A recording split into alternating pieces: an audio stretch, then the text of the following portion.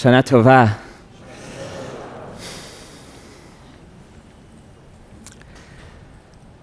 Sometimes the angel of grief deposits a particular memory at your doorstep again and again. You open the door wondering, hoping that today will bring a new delivery, some new reminiscence that slipped free from the tightly wound knot of forgetfulness that lives inside of you.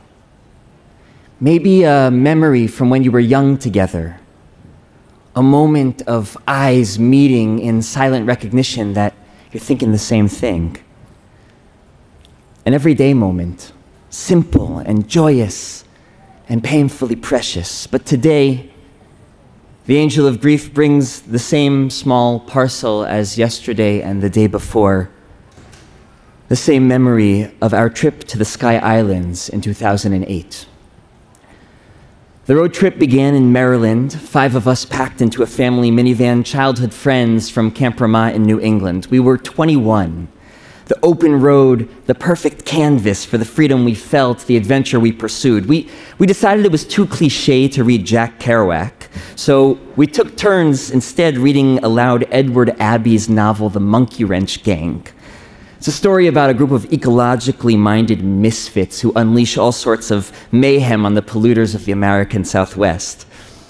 We listened to Radiohead and Wilco and Talib Kweli and played Trivial Pursuit and drove through the night and kept a collective journal. It was our friendship. Beautiful, deep, and evolving. It's the kind of friendship I pray my kids will know someday. Our destination was the Sky Island mountain range in southeastern Arizona. It was off the beaten path, which made it that much more exciting. We learned that these were isolated mountains rising up from the surrounding desert floor. So the experience of hiking these mountains meant moving through incredible landscape and wildlife diversity, starting in the desert, working our way through forests, eventually to snowy mountain peaks. We were as prepared for the multi-day summit as anyone our age could reasonably be expected. But at a certain point, it was clear that we were no longer on the trail. We had no idea where on the map we were located. Honestly, it was probably a little too late in the day to make the decision that we made. But here's the logic that won out. We know we aren't yet at the top, so pick the highest point we can see and just start climbing. Go up, you'll probably find the summit.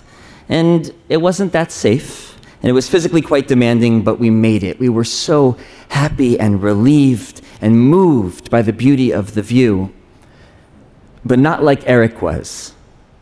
He was overcome with emotion, feeling with every ounce of his being the wonder of it all. He was fully present, his heart stretched wide open, taking it all in. The view from the summit was spectacular.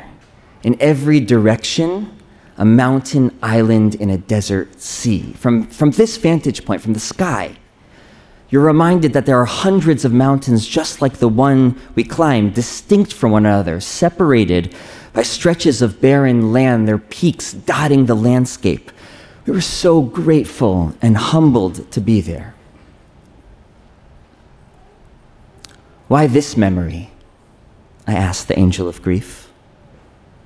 Why take me to this Sky Island day after day?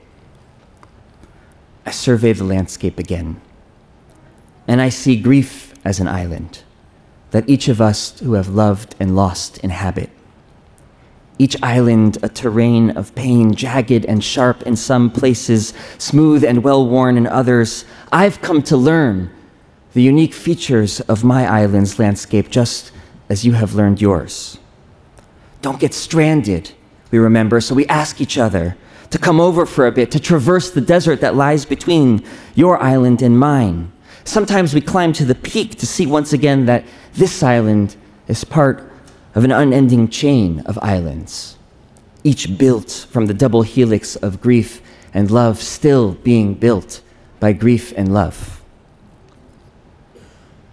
But it's more than that. Why this memory? Because in it, Eric was so alive. I can feel how he was, who he was, standing on the top of the mountain. 14 years later, on May 5th, 2022, Eric was fatally hit by a truck while riding his bicycle near his home in Brooklyn. He was 35 and eagerly awaiting the arrival of his first child with his wife, Tammy, who he had loved since we were teenagers. The ripples of his death extend far and wide, a testament to how much of a mensch he was, how deeply loved he was by his colleagues, by his friends, most of all by his family. I'm telling you this story because I know some of the grief you carry, my beloved community.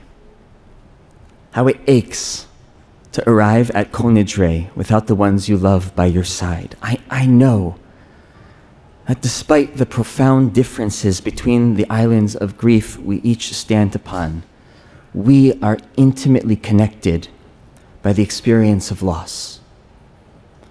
For me, and perhaps for you too, it's a friend, a kind of grief our tradition doesn't speak enough about. For some here, it's a parent, a partner, or a sibling.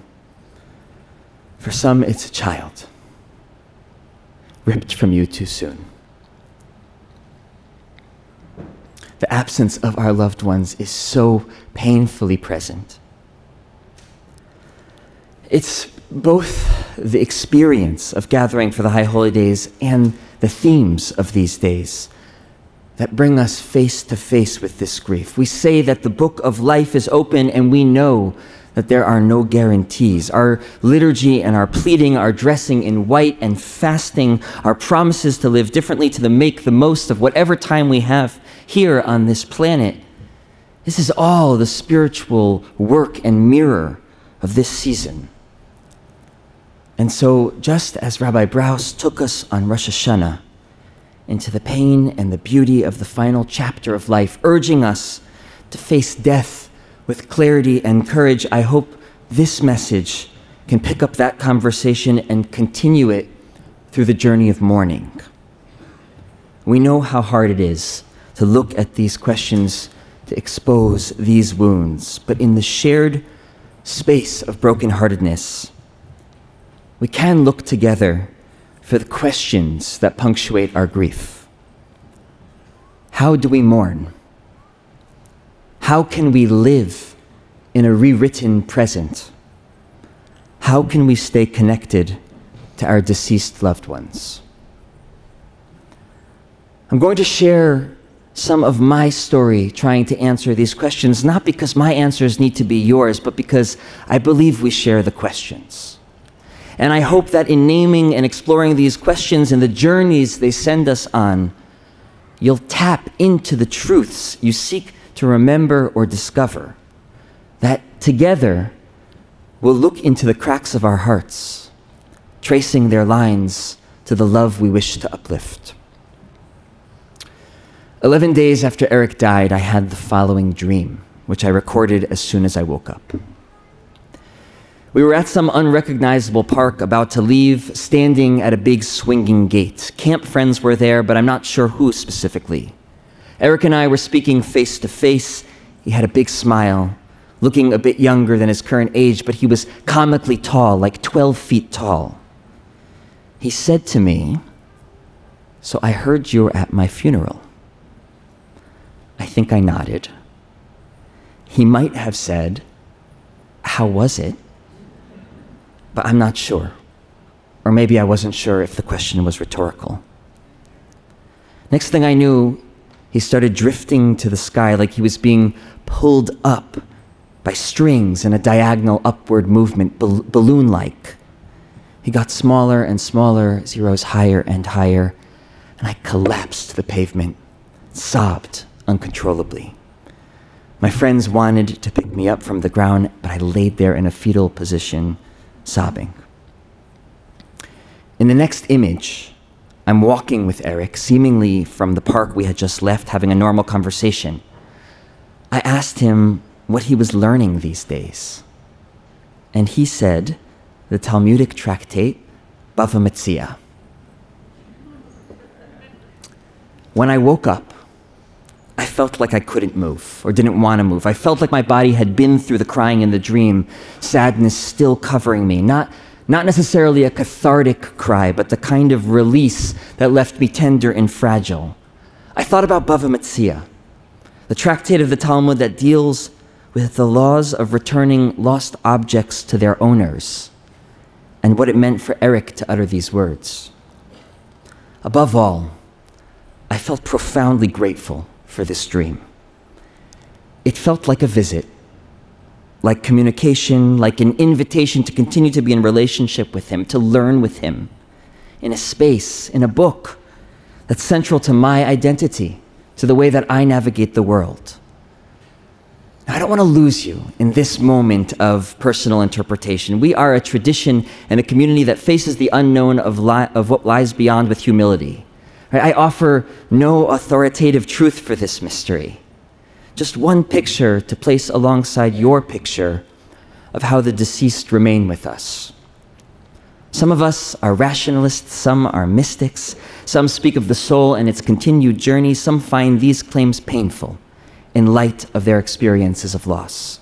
I'm not asking you to relinquish your picture, I'm asking us to look at what generates the picture. A shared desire to find and cherish that which endures. This is about checking in with your heart and locating the love that still lives there even when they're gone. Love that accompanies you and shapes you and creates you, and choosing to be where the love is. It took me 6 months to open Bava Metzia.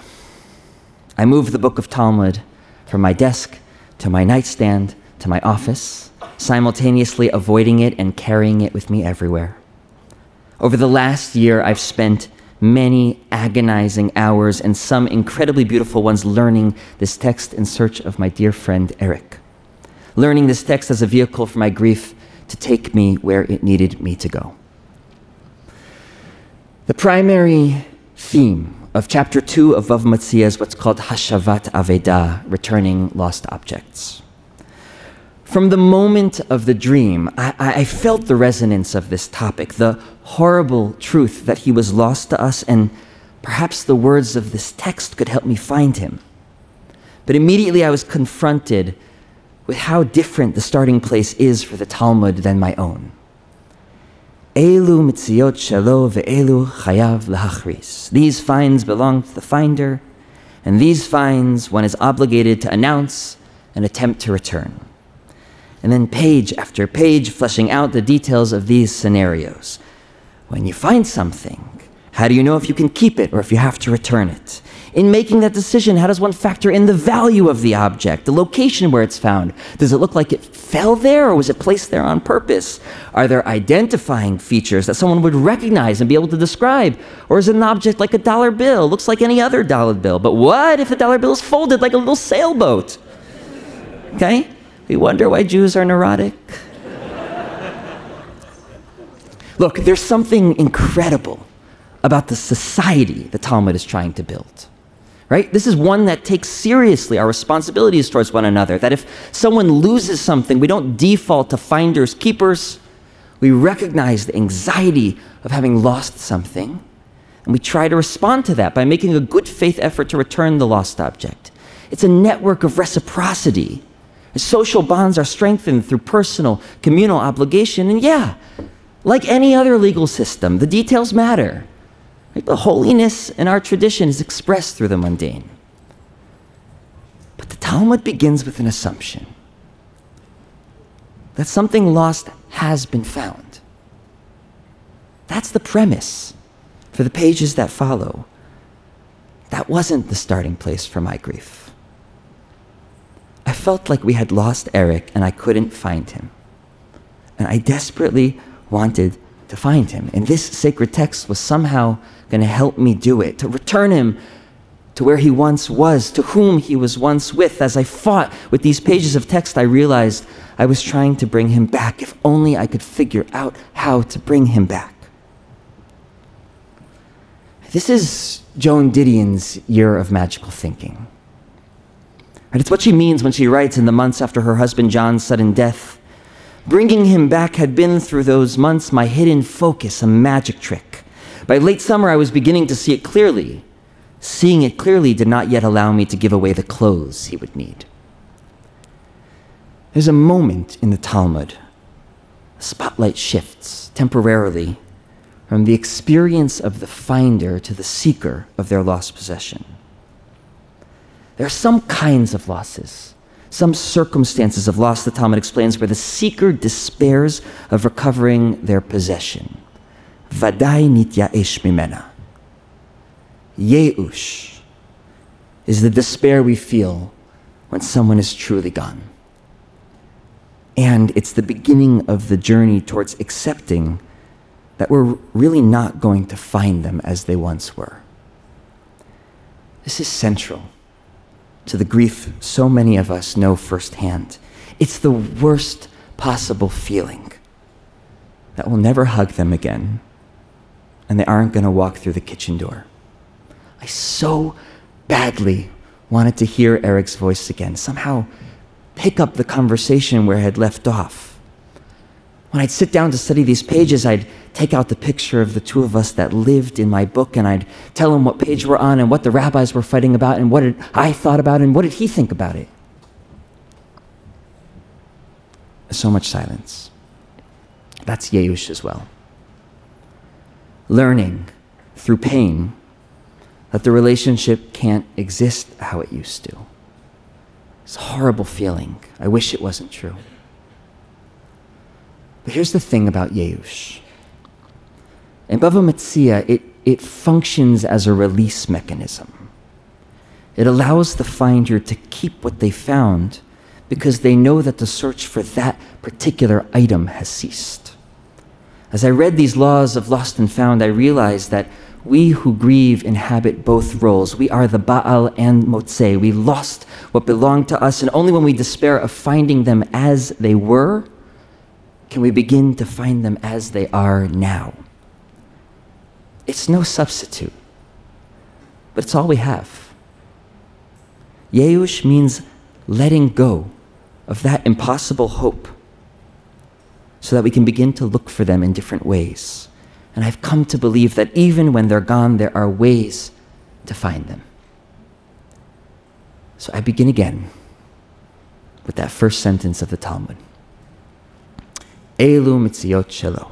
These found objects belong to the finder. Al tikra mitziot. I say back to the page, don't read it as found objects. Rather, read it as mitziut, realities. From mitziot to mitziut. Change the vowel. Reorient. Now it reads, these realities, even in their brokenness, can belong to me. A reality in which I can feel Eric's presence, in which we can feel the presence of our loved ones by caring about what they cared about, by uplifting and carrying forward the work that animated them. Eric was an architect. And the design he was most passionate about was multi-faith worship spaces. These are the interfaith chapels and quiet meditation rooms in airports, hospitals, prisons, universities, and they're rarely intentionally designed. But what if, Eric asked, these could be real spaces of multi-faith gathering where Jews and Sikhs and Muslims and Christians could come together and worship one broken heart next to the other? If I can uplift that vision, his dream, I continue to walk with him, to advance the work that mattered to him. And so I ask, what kind of world was your loved one trying to build? What brokenness were they committed to repairing? And what's your role in keeping that vision moving forward? At the center of caring about what they cared about is loving who they loved. And in doing so, we bring their love with us. We channel it and share it and grow it. We try as hard as we possibly can to keep the promises of a shared lifetime or the promises made in those final moments. To look after the kids, loving them as fiercely and fully as you did, to take care of mom like you used to keep getting together for holidays and vacations, to call each other more often, to show up with that big generous heart of yours. In this reality, we find your love and we make it ours. We stitch it into the torn seams of our own broken hearts so that every expression of love comes from us both. One of the fundamental reorientations of loss is the discovery that so much of me is because of you. It's always been true, but it often comes into greater clarity upon their death. Who I am is inseparable from your fingerprints, the ways you shaped and guided me, pushed and inspired me. In grief, we try to learn, this time with our hearts, that just by being me, I'm still with you. You're here because I'm here. When I listen with curiosity like you so often did, when I put on Chopin's nocturnes, when I cultivate beautiful friendships, I am the me you taught me to be. Maybe you catch yourself saying something your loved one always used to say, and then there they are, present in your heart. Maybe it's the recipe they always brought out for special occasions, the way you walk your company back to their car. You know, they taught you that. Perhaps it's the courage you found to make that big change, and you could feel yourself nudged along, encouraged, supported by the one who gave you that gift in the first place. Of course, it's not the same. But nothing is the same in this new reality. We're trying to learn a new language for this relationship, trying to translate a different lexicon of love into something we can understand, something we can really feel in our depths. And yeah, it takes work and yeush and imagination and memory and persistence through exhaustion, but it can be found. This love that created you can continue to sustain you. There's one more piece of this new reality that I want to explore. In Catherine Schultz's deeply moving memoir, Lost and Found, she tells the story of grieving her father's death alongside the concurrent experience of finding and falling in love with her wife. From within her grief, she writes, "The most important thing that had vanished when he died, I realized in that instant, is wholly unavailable to me. Life as it looked to him. Life as we all live it, from the inside out." I understand what she's saying. When someone dies, we lose the world through their eyes. We can no longer ask them what they think about something or what it felt like to be somewhere. Most painfully, we lose how they saw us, how loved we were to them. We won't hear them say that again, not like they used to. But I want to say to Catherine Schultz and to myself and to you, I don't think it's wholly unavailable to us. I believe there are ways to find and claim and feel what they felt about us, to locate the certainty of their love, the texture of their emotion, and then accept it again and again, to see myself as he saw me. That's the gift of the dream. He saw me as someone who will look for what's lost and dedicate my life and my rabbinate to returning what can be found. When I see myself as he saw me, I find and am found in my greater purpose, in my life's work. I want to invite you to take a deep breath.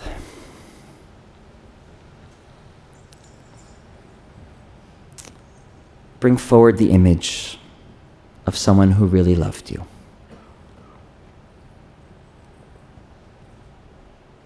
What did their love for you feel like? What dream did they hold for you, even when it was hard to hold it for yourself? What did their love for you know that you need to be reminded of? Wherever they are now, their love for you lives here, in your heart. Can you go there, even for a little? Meet them in their love for you. Feel them in their belief in you. In that space, maybe you can find who you need to be in this world. And when we're living our purpose, when we're guided by their love, the blessings of their life endures. May the blessings of their life endure.